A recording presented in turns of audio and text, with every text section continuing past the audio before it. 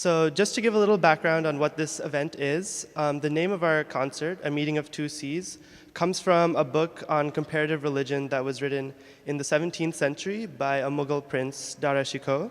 The book was titled in Persian, Majma' al-Bahrain, which means A Meeting of Two Seas. And it was about the similarities between Sufi thought and Advaita Vedanta philosophy in Hinduism. And it was one of the first works to explore both the diversity of religions and the unity of both Islam and Hinduism. As you might have noticed, this is Meeting of Two Seas 2.0. Last year's concert was the first collaboration between the Hindu Student Sangam and the Muslim Student Association in over a decade. And our theme was how Hindus and Muslims together have shaped music, dance, and poetry in South Asia. What started as a very modest goal for us transformed into something way bigger than we could have ever imagined. And through this concert, our groups were able to continue collaborating throughout the year in various other events, and more importantly, have some difficult but honest conversations. So the reason we planned last year's concert was because over the past several decades, the artistic landscape in South Asia has been really affected in a lot of ways by nationalism and political movements. In India, Hindu nationalists have sort of tried to erase Muslim influences and present music and dance traditions as belonging solely to Hindu traditions.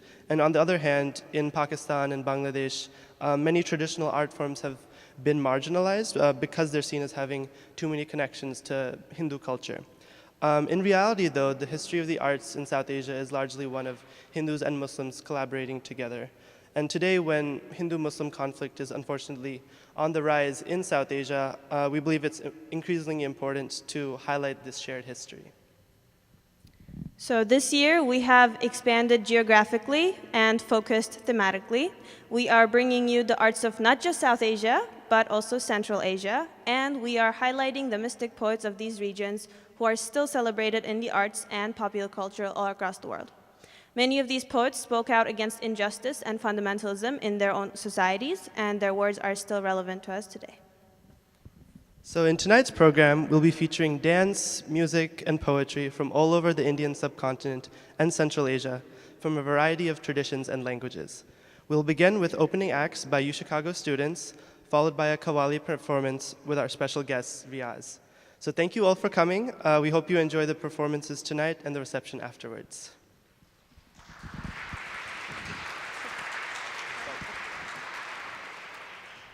Okay, without further ado, let's welcome Shohini Kundu for an Odissi dance performance. Shohini will be performing what is traditionally the final piece of an Odissi recital called Moksha, meaning liberation. The dance showcases crescendos that dissolve into nothingness, signifying the mystic goal of becoming one with divinity.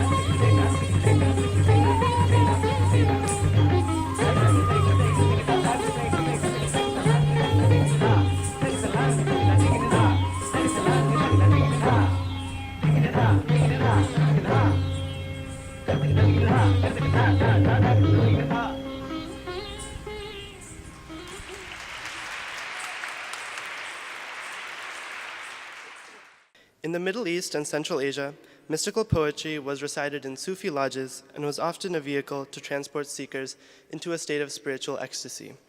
Farinaz will recite a Ghazal by Farid Attar of Nishapur, a 12th century poet and philosopher who's had an immense impact on Persian poetry and Sufism.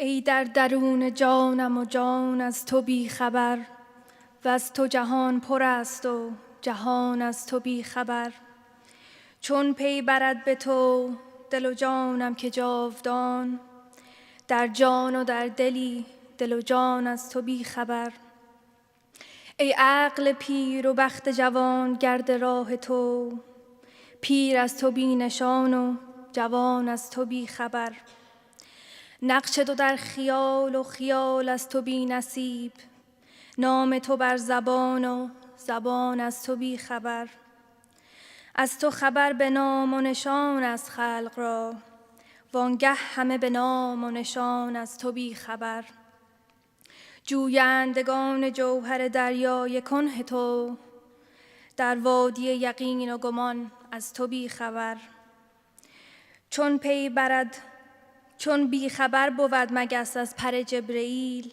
از تو خبر دهند و چنان از تو بی خبر شرح و بیان تو چه کنم زان که تا ابد شرح از تو عاجز است و بیان از تو بی خبر عطار اگرچه نعره عشق تو می زند هستند جمله نعره زنان از تو بی خبر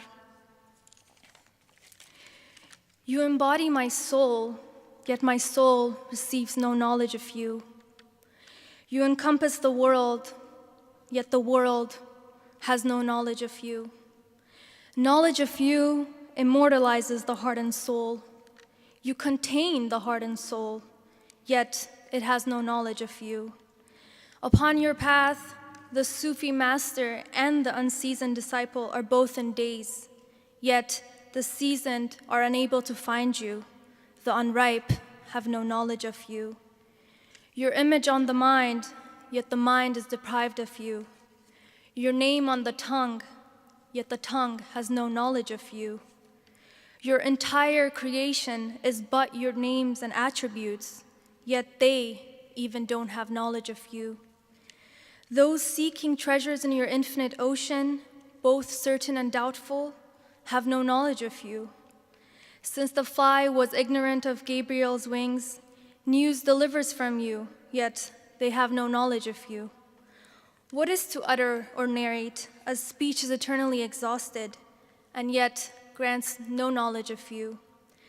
Though Attar is shouting for your love, even the shouting crowd has no knowledge of you. Thank you.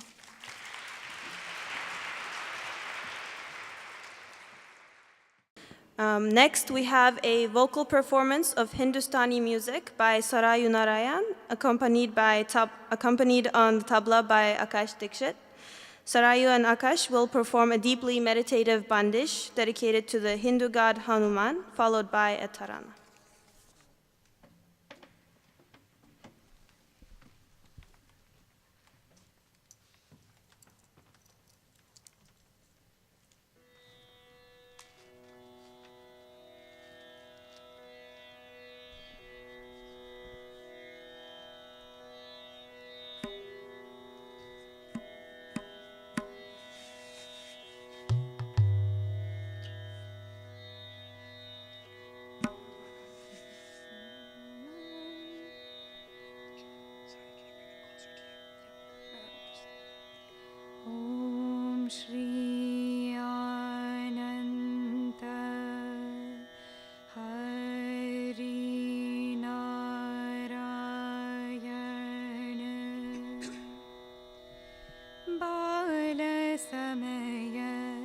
Ravi बख्श लियो पाल समय रवि बख्श लियो तब तीनहु लोग भयो अंधियारो तीनहु लोग भयो अंधियारो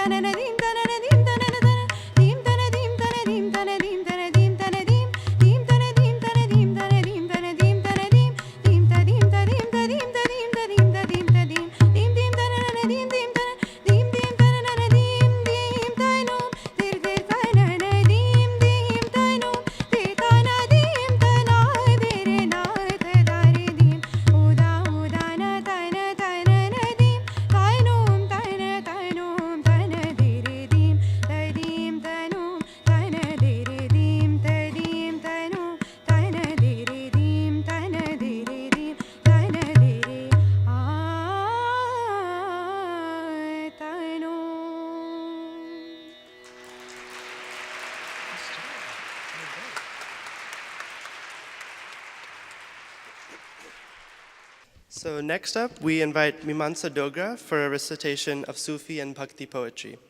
Mimansa will explore the similarities between these two devotional philosophies, focusing on three female poets, Mirabai, Janabai, and Rabia al-Basri.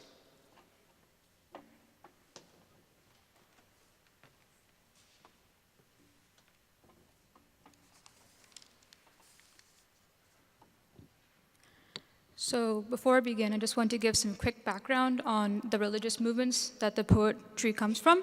So the Bhakti Hindu movement was founded in the 8th century in what is now known as Tamil Nadu.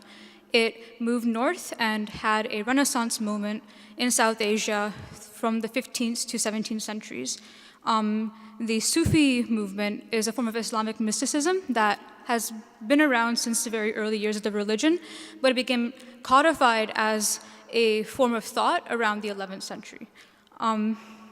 In both forms of poetry are literature that stress a personal and very intense relationship with God, and they often push back against the orthodoxy of the religions that they come from.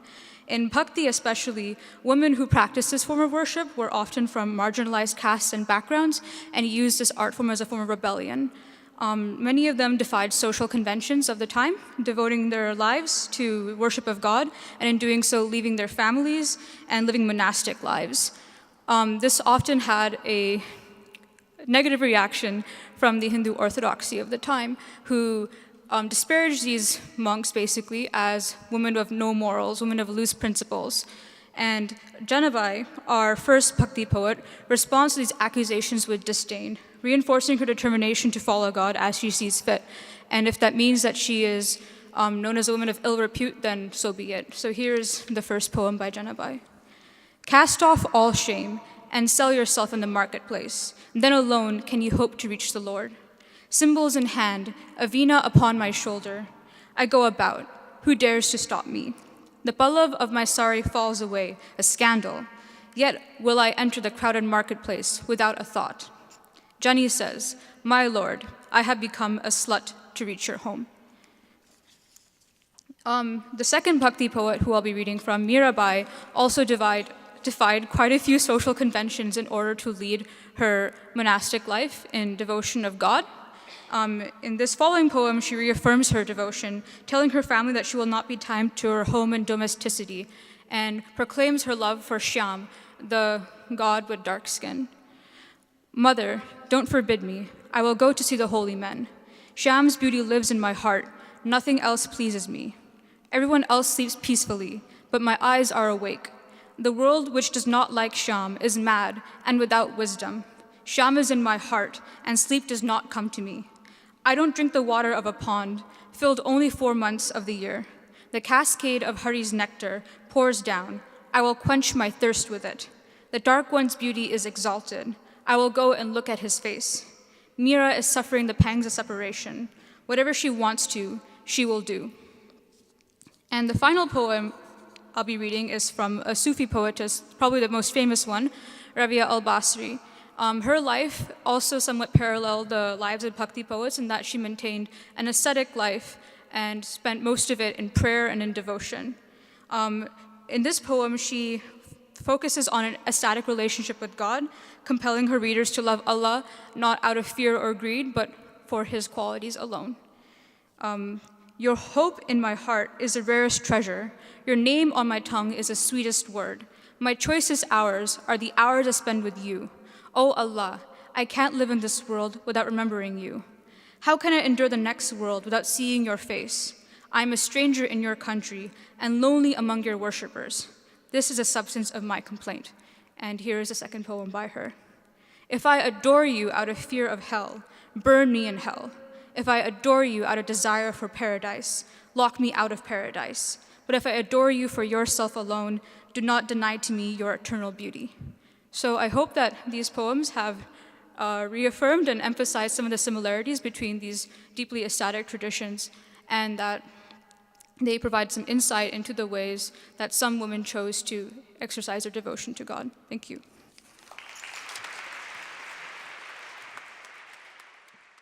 Last but not least, our final student performer is Ruhi Baidani.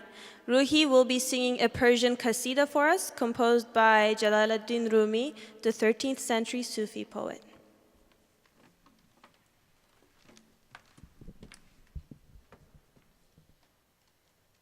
Saki ba wafa manam dam hamadam ali ali Sufi ba safa manam dam hamadam ali ali Ashik murtaza manam dam hamadam ali ali Mutter be khush nawa manam dam hamadam ali ali Aydam bar safa tui Yusuf ma lakha tui Khidr rahe khuda tui dam hamadam ali ali Shah shariyatam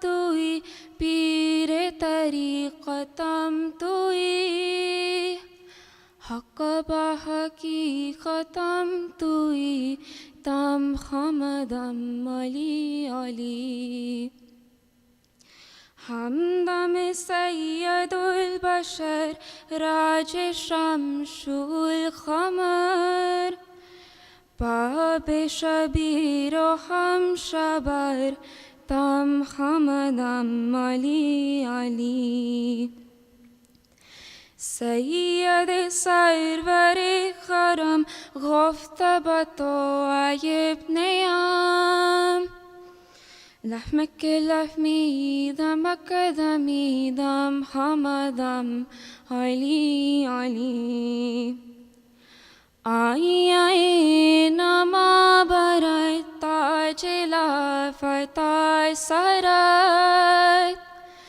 Shamsh gulam kham barat tam hamadam ali ali Shamsh gulam kham barat tam hamadam ali ali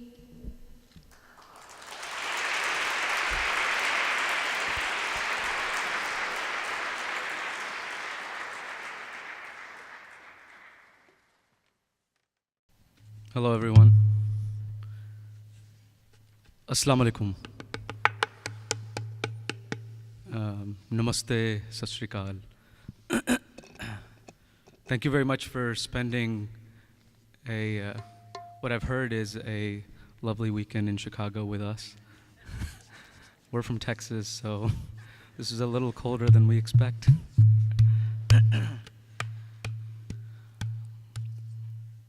As Nikhil and Noor mentioned, that we are for the first time coming to the University of Chicago, and what a beautiful event to be a part of.